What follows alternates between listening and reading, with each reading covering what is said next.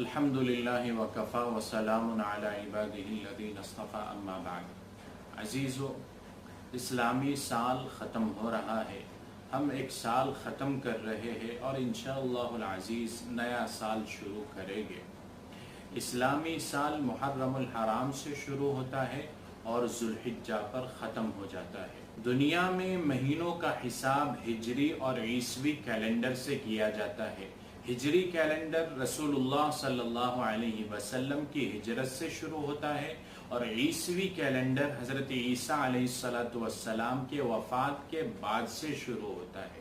ہجری کیلنڈر کے اعتبار سے ہم ایک سال مکمل کر رہے ہیں، چنانچہ ہمیں اس بات پر غور و فکر اور اپنا محاسبہ کرنا چاہیے کہ گزشتہ سال ہم نے کیا پایا اور کیا کھویا۔ اللہ کی فرما برداری اور اللہ کی مرضی کے مطابق کتنی زندگی گزاری اور اللہ کی نافرمانی میں کتنی۔ جو زندگی اللہ کی مرضی اور فرما برداری میں گزری ہو اس پر اللہ کا شکر بجا لانا چاہیے، اور جو اللہ کی نافرمانی میں گزری ہو، جو اوقات اللہ کی نافرمانی میں گزرے ہوں، اس پر اللہ تبارک و تعالی سے توبہ و استغفار کرنا چاہیے، اور آئندہ سال اور پوری زندگی اللہ تبارک و تعالی کی مرضی اور فرما برداری کے مطابق زندگی گزارنے اور حضور صلی اللہ علیہ وسلم کے طریقے کے مطابق زندگی گزارنے کا عزم کرنا چاہیے۔ اب ہم تاریخ پر نظر کرتے ہیں کہ ہجری کیلنڈر کا آغاز کیسے ہوا۔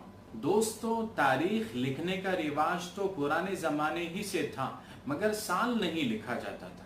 جب حضرت عمر رضی اللہ تعالیٰ عنہ خلیفہ بنے تو تاریخ نہ لکھنے کی وجہ سے ان کے لیے بڑی پریشانیاں کھڑی ہوئی، کیونکہ ان کے پاس حکومت سے متعلق بہت سارے کاغذات ہوتے تھے جن پر ماہ و سال، مہینہ اور سال لکھنا ضروری ہوتا ہے، لیکن اس زمانے میں تو اس طرح لکھنے کا رواج نہیں تھا۔ ہوا یوں کہ حضرت عمر رضی اللہ تعالیٰ عنہ ایک مرتبہ دستاویزات اور کاغذات چیک کر رہے تھے تو ایک دستاویز کو دیکھا کہ جس میں صرف شعبان لکھا ہوا تھا کہ یہ کام شعبان میں ہوا ہے۔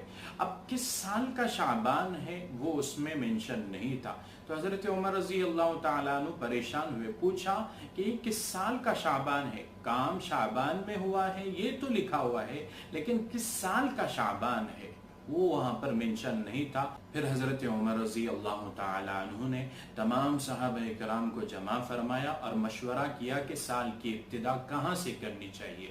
بہت سارے صحابہ تھے، ہر ایک نے الگ الگ رائے دی۔ حضرت علی رضی اللہ تعالیٰ عنہ نے یہ رائے دی کہ سال کی ابتدا رسول اللہ صلی اللہ علیہ وسلم کے ہجرت سے کرنی چاہیے، کیونکہ یہ ایسا واقعہ ہے کہ رسول اللہ صلی اللہ علیہ وسلم نے اس میں شرک کی سرزمین یعنی مکہ کو چھوڑ کر مدینہ منورہ کی طرف ہجرت فرمائی ہے۔ حضرت عمر رضی اللہ تعالیٰ عنہ نے اس رائے کو پسند فرمایا اور رسول اللہ صلی اللہ علیہ وسلم کے ہجرت والے سال سے اسلامی سال لکھنا شروع فرمایا۔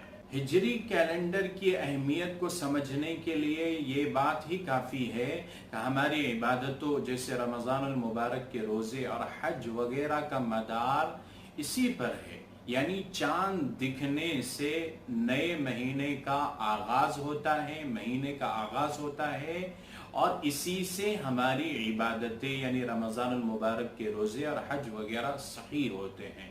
اب سوال یہ پیدا ہوتا ہے کہ اسلامی ہجری یا قمری مہینہ کتنے دنوں کا ہوتا ہے؟ تو یا تو 29 دنوں کا مہینہ ہوتا ہے یا 30 دنوں کا مہینہ ہوتا ہے۔ 29 تاریخ کو چاند دیکھا جائے گا، اگر چاند نظر آیا تو پھر آئندہ کل 1 تاریخ ہوگی، نیا مہینہ شروع ہوگا اور پچھلا مہینہ 29 دنوں کا ہو جائے گا، اور اگر چاند دکھائی نہیں دیا، چاند نظر نہیں آیا، تو پھر 30 تاریخ اور 30 دن مکمل ہو گئے اس مہینے کے، اور 30 دنوں کے بعد پھر آئندہ 1 تاریخ شمار ہوگی۔ بینگ اے مسلم ہمیں چاہیے کہ جس طرح ہم دیگر تاریخوں کو یاد رکھتے ہیں، دنوں کو یاد رکھتے ہیں، مہینوں کو یاد رکھتے ہیں، اسی طرح ہمیں اسلامی مہینوں کو اور تاریخوں کو یاد رکھنا اور لکھنا بھی چاہیے۔ اسلامی مہینوں کے نام یہ ہے: محرم الحرام، صفر المظفر، ربیع الاول، ربیع الاخر، جمادی الاولی، جمادی الاخری، رجب المرجب، شعبان المعظم، رمضان المبارک، شوال المکرم، ذوالقعدہ، ذوالحجہ، ان مہینوں کے ناموں کو یاد کر لے، اور اب سے یہ طے کر لے، یہ عزم کر لے کہ جس طرح دیگر تاریخیں ہم لکھتے ہیں، یاد رکھتے ہیں، ان کو بھی لکھیں گے اور یاد رکھیں گے۔ اسلامی سال کا پہلا مہینہ محرم الحرام ہے۔ یہ مہینہ اپنی عظمت و احترام میں دوسرے مہینوں پر فوقیت اور برتری اور اونچا مقام رکھتا ہے۔ اس کی عظمت کے لیے یہی کافی ہے کہ رسول اللہ صلی اللہ علیہ وسلم نے اس کو شہر اللہ یعنی اللہ کا مہینہ کہا ہے۔ حدیث میں آتا ہے کہ ایک صحابی نے رسول اللہ صلی اللہ علیہ وسلم سے پوچھا کہ یا رسول اللہ صلی اللہ علیہ وسلم، اگر میں رمضان کے علاوہ دیگر دنوں میں اور مہینوں میں روزہ رکھنا چاہوں تو آپ کن دنوں میں مجھے روزہ رکھنے کا حکم دیتے ہیں؟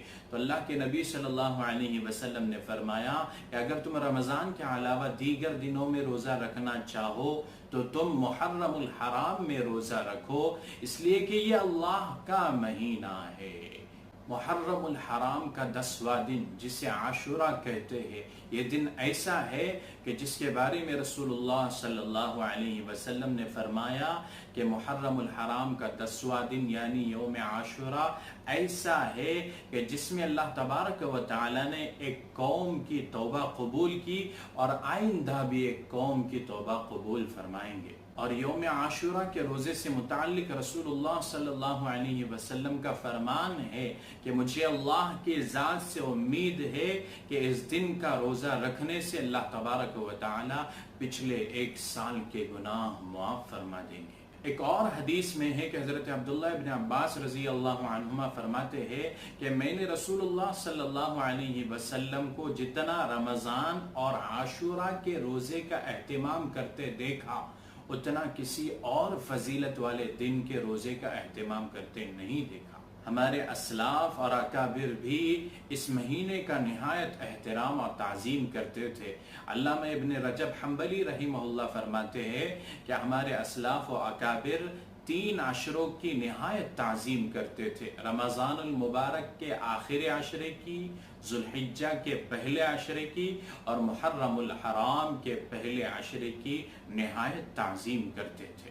ہمیں بھی چاہیے کہ ہم اس مہینے کی نہایت تعظیم کریں اور عاشورے کے دن کا روزہ رکھیں۔ اب سوال یہ پیدا ہوتا ہے کہ کتنے دنوں کا روزہ رکھیں، کیونکہ رسول اللہ صلی اللہ علیہ وسلم جب مدینہ تشریف لائے تو آپ صلی اللہ علیہ وسلم نے خیبر والوں کو دیکھا کہ وہ عاشورے کے دن کا روزہ رکھتے ہیں اور اس کا خوب اہتمام کرتے ہیں۔ تو آپ نے وجہ پوچھی تو انہوں نے بتایا کہ اس دن حضرت موسیٰ علیہ السلام کو اللہ تبارک و تعالی نے نجات عطا فرمائی تھی اور فرعون اور اس کی قوم کو غرق کر دیا تھا، تو موسیٰ علیہ السلام نے اس کے شکریہ میں روزہ رکھا، تو ہم بھی ان کو فالو کرتے ہوئے ان کی پیروی میں روزہ رکھتے ہیں اور اس کا اہتمام کرتے ہیں۔ تو رسول اللہ صلی اللہ علیہ وسلم نے فرمایا نحن احق و اولا بموسیٰ منکم، کہ ہم موسیٰ علیہ السلام کے لیے آپ سے زیادہ اس کے حقدار ہیں۔ پھر آپ صلی اللہ علیہ وسلم نے بھی روزہ رکھا اور صحابہ کرام رضی اللہ عنہم اجمعین کو بھی روزہ رکھنے کا حکم دیا۔ لیکن صرف عاشورہ کا روزہ رکھنے سے اہل کتاب سے مشابہت ہو رہی تھی، تو رسول اللہ صلی اللہ علیہ وسلم نے فرمایا کہ آئندہ سال میں انشاءاللہ 9 محرم الحرام کا بھی روزہ رکھوں گا، یعنی 9 اور 10 کا روزہ رکھوں گا، 2 روزے رکھوں گا تاکہ ان سے مشابہت نہ ہو۔ مگر آپ صلی اللہ علیہ وسلم کو اس کا موقع نہیں ملا اور اس سے پہلے ہی دنیا سے رخصت ہو گئے، لیکن آپ صلی اللہ علیہ وسلم کا ارادہ تھا تو علماء نے 9 اور 10 یا 10 اور 11 2 دنوں کا روزہ مستحب قرار دیا ہے۔ ماہ محرم سے متعلق بعض لوگوں کا یہ عقیدہ اور خیال ہے کہ یہ مہینہ منحوس ہے۔ دیکھیے، ہمیں یہ سمجھنا چاہیے کہ کوئی بھی مہینہ، کوئی بھی سال، کوئی بھی مہینہ، کوئی بھی ہفتہ اور کوئی بھی دن منحوس نہیں ہوتا ہے۔ نحوست اور منحوسیت صرف اور صرف گناہ کے کاموں میں ہے۔ اس سے بڑھ کر محرم الحرام کا مہینہ تو قابل احترام مہینہ ہے، ہمیں تو اس کی قدر کرنی چاہیے۔ بہت سے لوگ اس مہینے میں شادی نہیں کرتے اور وہ یہ سمجھتے ہیں کہ یہ غم کا مہینہ ہے، اس میں نواس رسول صلی اللہ علیہ وسلم کی دردناک شہادت ہوئی ہے، اسی لیے شادی تو کیا ہر خوشی کے کام سے گریز کرنا چاہیے، بچنا چاہیے اور سوگ منانا چاہیے۔ یقیناً نواس رسول کی شہادت کا واقعہ ایسا واقعہ ہے کہ امت کا ہر فرد تڑپ اٹھے، لیکن اظہار ہمدردی کے لیے سوگ منانا اور اس کے لیے ہر خوشی کے کام سے گریز کرنا یہ صحیح نہیں ہے۔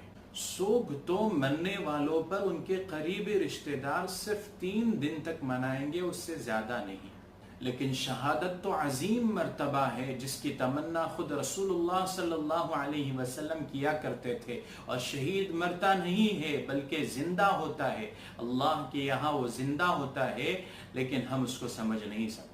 اور سال کا کون سا ایسا دن ہوگا جس میں کسی صحابی کی شہادت نہ ہوئی ہو؟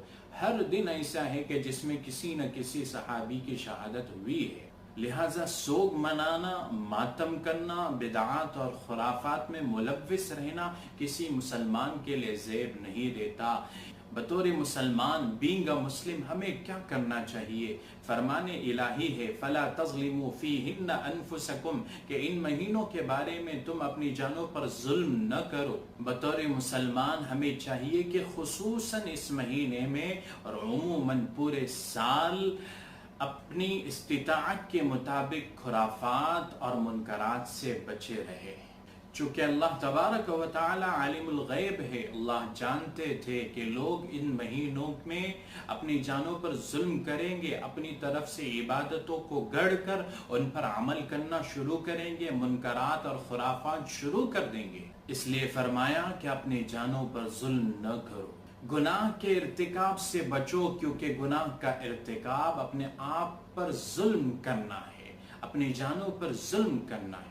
گناہ کی ممانعت اور روک تو ہمیشہ کے لیے ہی ہے، پورے سال کے لیے ہی ہے، پوری زندگی کے لیے ہے، لیکن ان مہینوں کے محترم اور معظم ہونے کی وجہ سے خصوصاً ہے کہ ان مہینوں میں خصوصی طور پر اپنی جانوں پر ظلم نہ کرو، گناہ سے بچے رہو، اور حکم ہے کہ ان اوقات کو، ان دنوں کو اللہ تبارک و تعالی کی عبادت، روزے اور ذکر و اذکار میں گزارو۔